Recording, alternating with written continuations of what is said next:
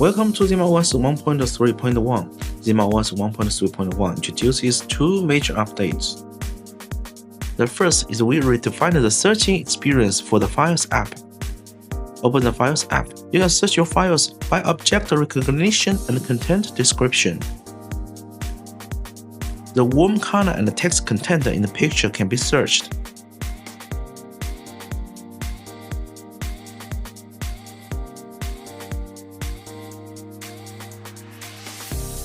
Dialogues and lyrics spoken and sung in the media files can be searched.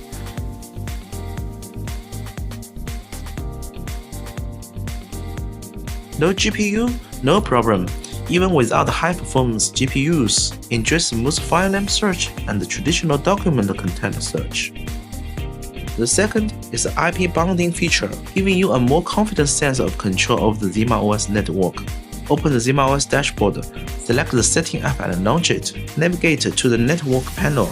To the right of one specific interface, select the three dots. Here, you can modify the IP address of the interface manually, hitting the Save button to lock the IP address. Remember to bookmark this video just in case. Other features like trash for file recycling and improve the experience like file uploading are included. And don't forget to experience more powerful features for both everyday users and advanced creators.